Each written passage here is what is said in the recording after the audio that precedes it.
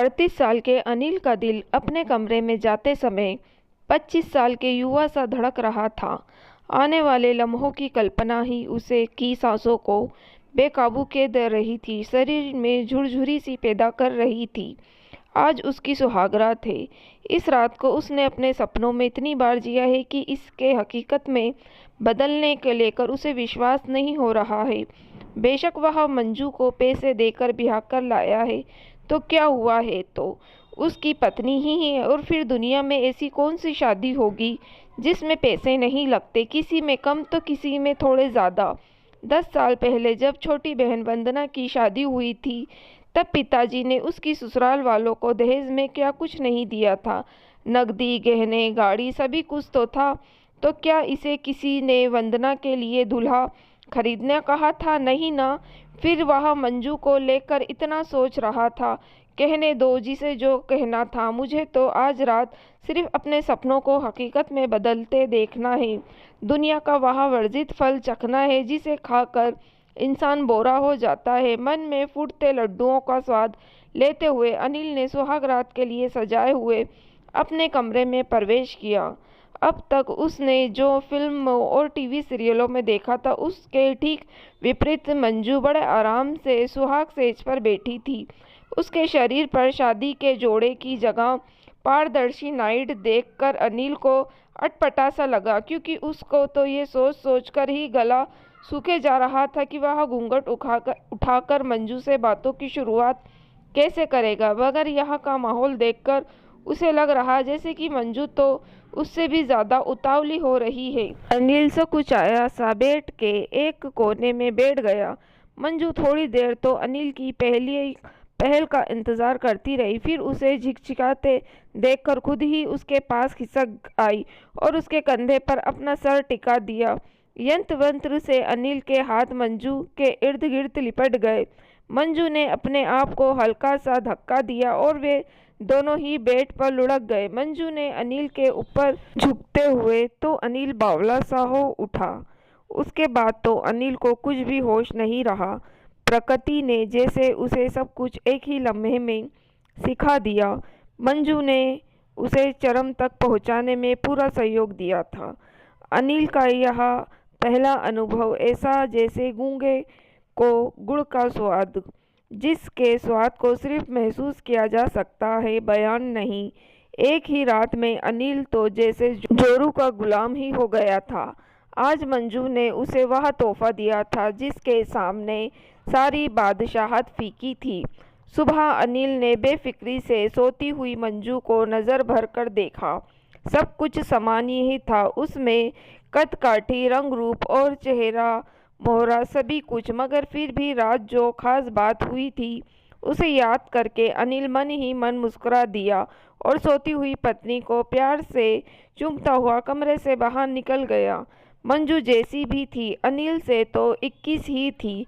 अनिल का गहरा सांवला रंग, मोटाया हुआ सा शरीर, कम पढ़ाई लिखाई, सब कुछ के बाद शादी में रोड़े बने हुए थे। अब तो सिर के बाल भी सफ़ेद होने लगे थे। बहुत कोशिशों के बाद भी जब जान पहचान ने और अपनी बिरादरी में अनिल के रिश्ते की बात नहीं जमी, तो उसकी बढ़ती हुई उम्र को देखते हुए उसकी बुआ ने उसकी माँ को सलाह दी कि अगर अपने समाज में बात नहीं बन रही तो किसी गरीब घर की गैर बिरादरी की लड़की के बारे में सोचने में कोई बुराई नहीं है। और तो और आजकल तो लोग पैसे देकर भी दुल्हन ला रहे हैं। बुआ की बात से सहमत होते हुए भी अनिल की माँ ने एक बार उसकी कुंडली मंदिर वाले पंडित जी को दिखाने की सोची। पंडित जी ने कुंडली देखकर मुस्कुराते हुए कहा, बहन जी, शादी का योग तो हर किसी की कुंडली में ही होता है। किसी किसी की शादी जल्दी तो किसी की थोड़ी देर से। मगर समझदार लोग आजकल कुंडली के फेर में नहीं पड़ते। आप तो कोई ठीक ठाक सी लड़की देखकर बच्चे का घर बसा दीजिए, चाहे कुंडली मिले या ना मिले, बस लड़की मिल जाए और शादी के बाद दोनों के दिल। अनिल की माँ तो बात समझ में आ गई और उन्होंने पहले मिलने वाले व रिश्तेदारों के बीच में यह बात फैला दी कि उन्हें अनिल के लिए किसी भी जात बिरादरी की लड़की चलेगी, बस लड़की संस्कारी, दिखने में थोड़ी ठीक ठाक हो। बात निकली तो दूर तलक जाएगी। एक दिन अनिल की माँ से मिलने एक व्यक्ति आया जो शादी करवाने का काम करता था।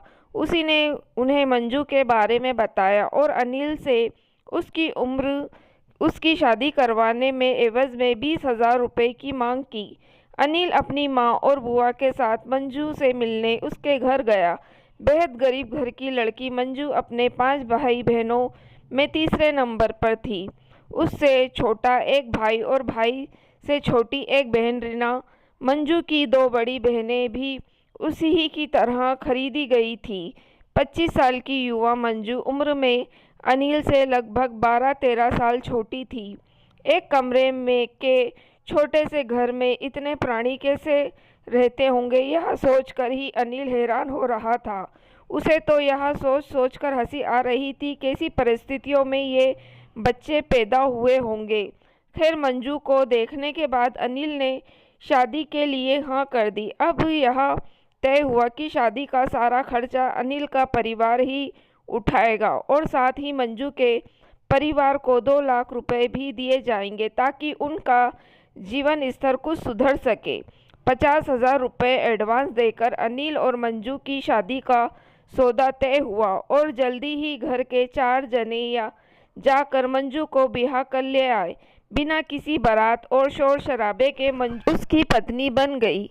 मंजू निम्न वर्गीय घर से आई थी, इसलिए अनिल के घर के ठाट बाट देखकर वह भौचक्की सी रह गई। बेशक उसका स्वागत किसी नववधू सा नहीं हुआ था, मगर मंजू को इसका ना कोई अफसोस था और ना ही उसने कभी इस तरह का कोई सपना देखा था। बल्कि वह तो इस घर में आकर फूली नहीं समा रही थी। जितना खाना उसके मायके में दोनों वक्त बनता था, उतना तो यहाँ एक वक्त के खाने में बच जाता है और कुत्ते को खिलाया जाता है। ऐसे ऐसे फल और मिठाई उसे यहाँ देखने और खाने को मिल रहे थे जिनके उसने सिर्फ नाम ही सुने थे, देख और चखे कभी नहीं।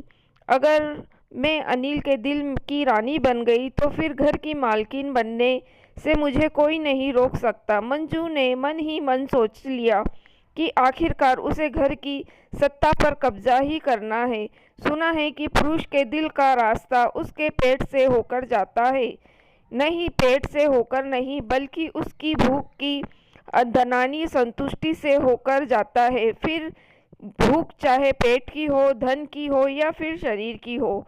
यदि मैं अनिल की भूख को संतुष्ट रखूंगी तो वह निश्चित ही मेरे आगे पीछे घूमेगा और फिर तू मेरा राजा, मैं तेरी रानी, घर की महारानी। यह सोच कर मंजू खुद ही अपने दिमाग की दाद देने लगी।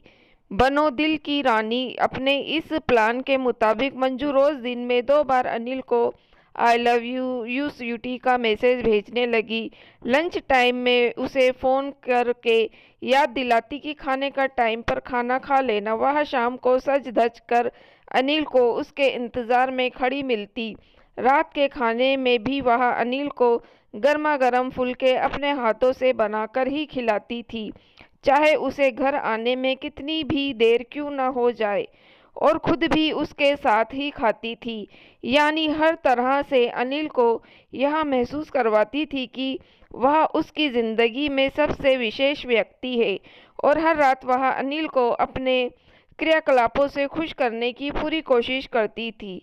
उसने कभी अनिल को मना नहीं किया, बल्कि वह तो उसे प्यार करने को प्रोत्साहित करती थी। उम्र में छोटी होने के कारण अनिल उसे बच्ची ही समझता था और उसकी हर नादानी को नज़रअंदाज कर देता था। कहने को तो अनिल अपने माँ बाप का इकलौता बेटा था, मगर कम पढ़े लिखे होने और अति साधारण शक्ल सूरत के कारण अक्सर लोग उसे कोई खास तवज्जो नहीं दिया करते थे। वही उसकी शादी भी नहीं हो रही थी, सो अनिल हीन भावना का शिकार होने लगा था। मगर मंजू ने उसे यह एहसास दिलाने में कोई कसर नहीं छोड़ी कि वह कितना काबिल और ख़ास इंसान है, बल्कि वह तो कहती थी कि अनिल ही उसकी सारी दुनिया है। मंजू के साथ और प्यार में से अनिल का आत्मविश्वास भी बढ़ने लगा। मंजू को पाकर अनिल ऐसे खुश था जैसे कभी किसी भूखे व्यक्ति को हर रोज पेट भर स्वादिष्ट भोजन मिलने लगा हो। एक दिन मंजू की माँ का फोन आया। वे उससे मिलना चाह रही थी। रात में मंजू ने अनिल के शर्ट के बटन खोलते हुए अदा से कहा, मुझे कुछ रुपए चाहिए। माँ ने मिलने के लिए बुलाया है। पहली बार जा रही हूँ। अब इतने बड़े बिजनेसमैन की पत्नी हूँ, खाली हाथ तो नहीं जा सकती ना, तो माँ से ले लो ना। अनिल ने उसे पास खींचते हुए कहा, माँ से क्यों, मैं तो अपने हीरो से ही लूँगी, वह भी हक से। कहते हुए मंजू ने अनिल के सीने पर अपना सिर टिका दिया। कितने चाहिए? अभी ये रखो, और चाहिए तो कल दे दूंगा। अनिल ने निहाल होते हुए उसे 20,000 रुपये थमा दिए और फिर मंजू के बाहों में कसते हुए लाइट बंद कर दी। मंजू 15 दिनों के लिए मायके गई थी, मगर 5 दिनों बाद ही अनिल को उसकी याद सताने लगी। मंजू की शहद भरी बातें और मस्ती भरी शरारतें उसे रात भर सोने नहीं देती। उसने अगले ही दिन मंजू का तत्काल का टिकट बनवा कर आने को कह दिया। मंजू भी जैसे आने के लिए तैयार ही बैठी थी। उसके वापस आने के बाद अनिल की दीवानगी उसके लिए और भी बढ़ गई। अब मंजू हर महीने अनिल से 10-15 हजार रुपये लेकर अपने मायके भेजने लगी। मंजू ने अनिल से उसका एटीएम कार्ड नंबर और पिन आदि ले लिया, जिसकी मदद से वह अपनी बहनों और भाई के लिए कपड़े, घरेलू सामान आदि भी ऑनलाइन ऑर्डर कर भेज देती। मंजू के प्यार का नशा अनिल के सिर पर चढ़कर बोलने लगा, सैया भाई कोतवाल तो अब डर काहे का। घर में मंजू का ही हुक्म चलने लगा। बेटे की इच्छा को देखकर अनिल की माँ को ना चाहते हुए भी तिजोरी की चाबियां बहू को देनी पड़ी। सामाजिक लेन देन आदि भी सब कुछ उसी की सहमति या अनुमति से होता था। अनिल की माँ उसे कुछ नहीं कह पाती थी, क्योंकि मंजू ने उन्हें भी यह एहसास करवा दिया था कि उसने अनिल से शादी करके अनिल सहित उनके पूरे परिवार पर एहसान कर दिया है। सुनिए ना, मेरी बड़ी इच्छा है कि मेरा नाम हर जगह आपके नाम के साथ जुड़ा हो।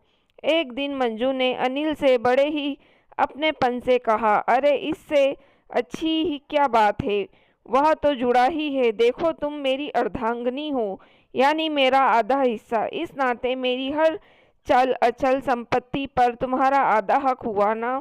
अनिल ने प्यार से मंजू को समझाया। वह तो ठीक है, मगर यह सब अगर कानूनी रूप से भी हो जाता तो कितना अच्छा होता, मगर उस में तो कोई पेंच न हो गई ना।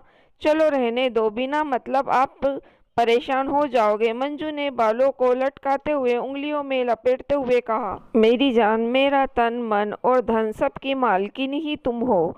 अनिल ने उसे बाहों में भरते हुए कहा और फिर एक दिन वकील और सीए को बुलाकर अपने घर, दुकान, बैंक अकाउंट व अन्य चल अचल प्रॉपर्टी में मंजू को कानूनन अपना उत्तराधिकारी बना दिया। इधर एक बच्चे की मां बनकर जहां मंजू ने अनिल के खानदान को वारिस देकर सदा के लिए उन्हें अपना कर्जदार बना लिया, वहीं मां बनने के बाद मंजू के रूप और यौवन में आए निखार ने अंजिल की रातों की नींद उड़ा दी। अनिल को अब अपनी ढलती उम्र का एहसास होने लगा था। वह यह महसूस करने लगा कि अब उसमें पहले वाली ऊर्जा नहीं रही और वह मंजू की शारीरिक जरूरतें पहले की तरह पूरी नहीं कर पाता। अपनी इस गिल्ट को दूर करने के लिए वह मंजू की हर भौतिक जरूरतें पूरी करने की कोशिश में लगा रहता। अनिल आंखें बंद करके मंजू की हर बात मानने लगा था।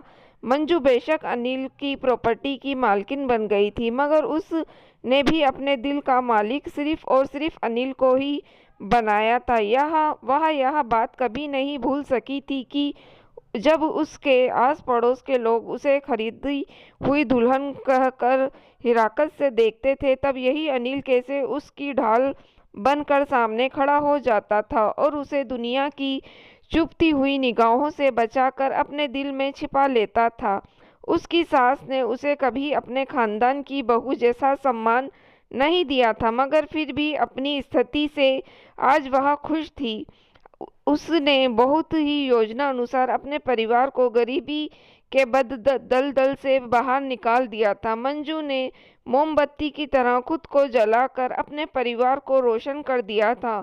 मंजू ने दुकान के काम में मदद करने के लिए अपने भाई को अपने पास बुला लिया। इसी बीच अनिल की मां चल बसी, तो अपने अकेलेपन को दूर करने के लिए मंजू ने अपने माँ बाप और छोटी बहन रीना को भी अपने पास ही बुला लिया। एक दिन वही दलाल अनिल के घर आया जिसने मंजू से उसकी शादी करवाई थी। रीना को देखते ही उसकी माँ से बोला, क्या कीमत लगाओगे लड़की की? किसी को ज़रूरत हो तो बताना पड़ेगा, ना मेरी बहन किसी की खरीदी हुई दुल्हन नहीं बनेगी। मंजू ने फुरकते हुए कहा, खरीदी हुई दुल्हन बड़ी जल्दी पर निकल आए, अपनी शादी का किस्सा भूल गई क्या? दलाल ने मंजू पर ताना कसते हुए कहा, मुंह बनाते हुए कहा, मेरी बात और थी।